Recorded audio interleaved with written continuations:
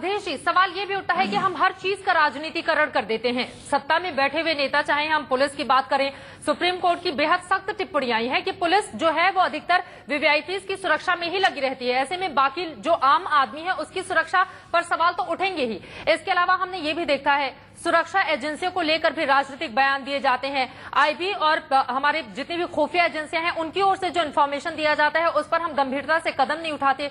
तो फिर हम अपनी सुरक्षा को पुख्ता वास्तव में करें तो कैसे करें? और जो आम आदमी है वो सरकारों पर कैसे भरोसा करे जब उसे पता यह है कि हर 6 महीने में, हर साल भर में ब्लास्ट तो होने ही होने हैं।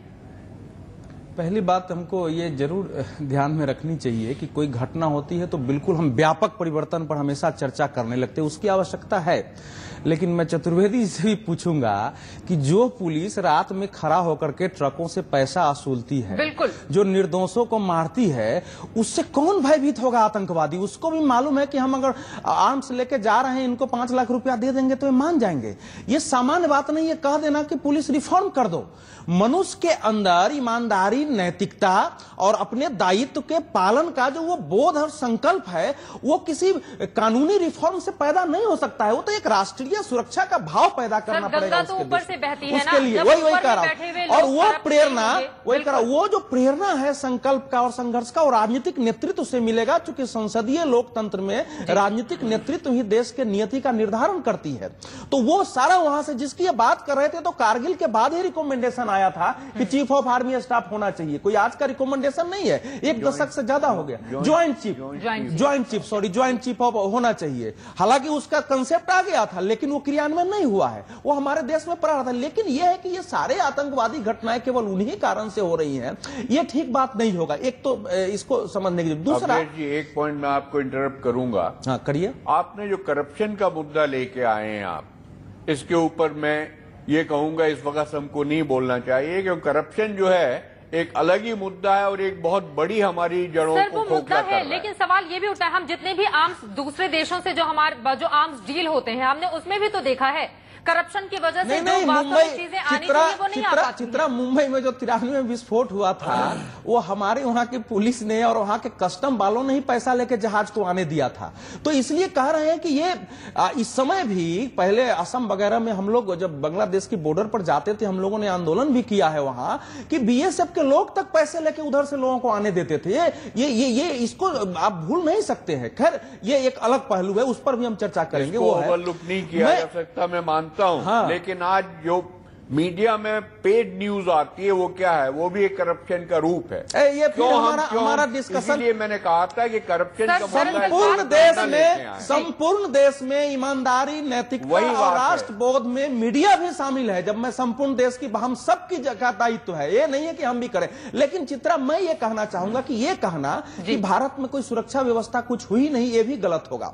26 नवंबर 2008 के बाद से ये सत्य है कि आतंकवादी हमलों में काफी कमी आई है। हमने कई काम किए हैं, ये सब ध्यान रखना चाहिए। मैक हमारा जो है सक्रिय हुआ है, हमने नेशनल ग्रिड इंटेलिजेंस के सक्रिय किए हैं, हमने जो एनएसजी के हब थे उनका विस्तार किया हैदराबाद, कोलकाता, अगर हमने इतने इंतजाम किए हैं उसके बावजूद भी आतंकी वारदातों को अंजाम देने में क्यों सफल हो जाते हैं? हाँ, लेकिन ये पर्याप्त नहीं है। उसमें भी मुंबई विस्फोट के बाद जितने रिकमेंडेशंस आए थे, उसमें एक पुलिस, जो ये बार बार कह रहे हैं ना, उसमें पुलिस के कामकाज का परिवर्तन और आतंकवाद के संदर्भ में पुलिस की भूमिका का वो तो होनी ही थी। जब एक सिपाही के पास सिर्फ डंडा होगा तो वो आतंकवादियों से कैसे लड़ेगा? मैं उदाहरण दे रहा हूँ, इसका उत्तर यही मैं देना चाह रहा हूँ कि ब्रिटेन की पुलिस कभी भी हाथ में हथियार लेकर नहीं चलती है, और अमेरिका के बाद ब्रिटेन निशाने पर था। 7 जुलाई 2000, मैं बता रहा हूँ, 7 जुलाई, एक फोन करने के बाद वहां पर तुरंत पुलिस मौके पर पहुंचती है। पूरी बात यही कह रहा हूँ कि 7 जुलाई 2005 को आतंकवादियों ने लंदन में एक हमला किया।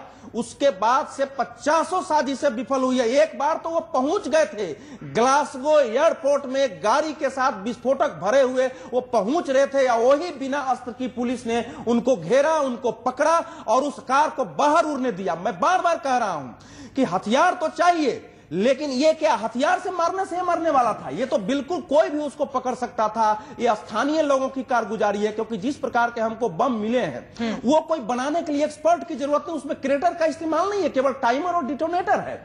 वो पावरफुल विस्फोट था, लेकिन आईईडी का स्टैंडर्ड बड़ा नहीं था। तो यहां हथियार लेके युद्ध की जरूरत नहीं है। वही मैं कह रहा हूं कि एक मानसिकता, एक सजगता, आतंकवाद के प्रति निष्ठुर दृढ़ संकल्प और राष्ट्र की रक्षा करनी है। ये सेना के अंदर, ये पुलिस के अंदर, ये खुफिया एजेंसी के अंदर, देश के नागरिकों के अंदर, हमारे आपके जैसे पत्रकारों के अंदर, और इन सब से ऊपर जो हमारा राजनीतिक नेतृत्व है प्रेरणा के लिए, उसके अंदर होना चाहिए। ये अमेरिका की पुलिस हमेशा जो है बंदूक लेकर नहीं घूमती है। यूरोप में किसी देश की पुलिस इस ढंग से अस्त्र लेकर नहीं घूमती है। लेकिन ये भी तो है उनके, आप देखिए उनके जिस तरह के इंतजाम किए जाते हैं ट्रेनिंग के और बाकी चीजें मुहैया कराई जाती हैं। किसने रोका है? हमारे देश में रोका किसने है? कल शाम को हमने देखा था सर, इस बात की जानकारी जब पुलिस को दी गई, पुलिस काफी देर के बाद मौके पर पहुंची है, तब तक स्थानीय लोग मदद करके घायलों को अस्पतालों तक पहुंचा देते हैं। यानी कि कहीं न कहीं जो तुरंत एक्शन करना चाहिए वो एक्शन में भी कमी दिखती है। मैं यहाँ पर एक चीज कहना चाहूंगा कि मैं इस चीज पे एम्फेसिस दे रहा था कि समय के ऊपर जो कार्रवाई की जाए उसके नतीजे निकलते हैं जी। नंबर 1। बिल्कुल बिल्कुल। नंबर 2, मैंने कभी ये इंडिकेट नहीं किया कि आप पुलिस राज बना दें देश को, आपका आर्मी को बढ़ा दें। यही हमारी समझ का फर्क है।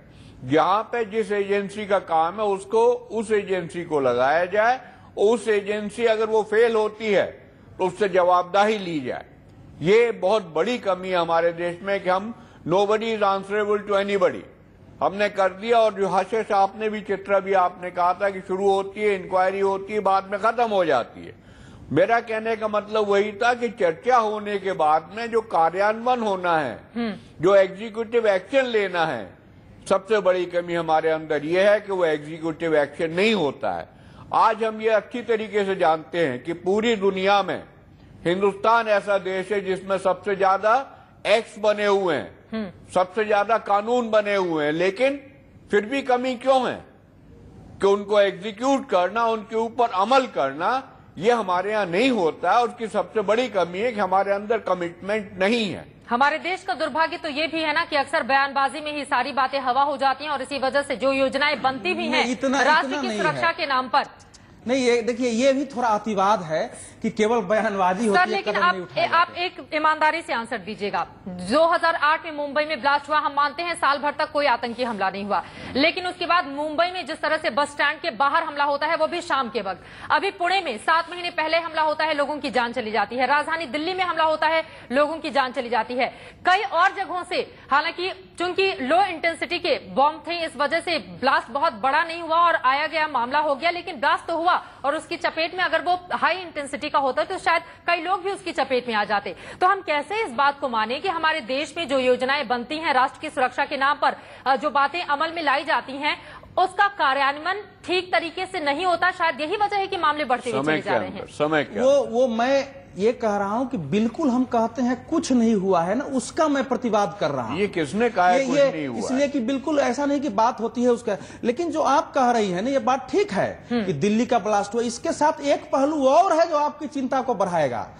आश्चर्य का विषय था कि 13 दिसंबर 2008 को दिल्ली का 5 धमाका, 27 सितंबर 2008 को कुतुब मीनार, 13 फरवरी 2010 का पुणे जर्मन बेकरी, 18 फरवरी 2010 के बेंगलुरु का चिन्ना स्वामी स्टेडियम, 19 सितंबर 2010 दिल्ली जामा मस्जिद हमला, 7 दिसंबर 2010 वाराणसी विस्फोट, 25 मई और 7 सितंबर को दिल्ली उच्च न्यायालय के ये जो हमले हुए, इसमें आश्चर्य का विषय था कि पूरे देश की एजेंसियों को यह पता ही नहीं चल रहा था अक्टूबर 2011 तक कि इसके पीछे है कौन, और वो हमला पर हमला करते जा रहे हैं। तो एक व्यक्ति ने मुंबई उच्च न्यायालय में याचिका दायर कर दी कि भैया ये जांचे राज्यों की पुलिस है मुंबई वाले विस्फोट को लेकर, कि इनको लेकर के और दिया जाए किसी को, ताकि ये तो पता चले वो तो बिहार के लड़के कैसे पकड़ में आ गए हैं। और तब इसने कहा, ये बात ध्यान में रखिए कि ये मई 2010 के बाद हमारे देश में करीब 51 आतंकवादी विस्फोट हो चुके हैं। उस समय सारी जानकारी तो आप ही दे रहे हैं सर, क्यों नहीं हम इन आतंकी वारदातों को रोक पाने में कामयाब होते हैं? इस पर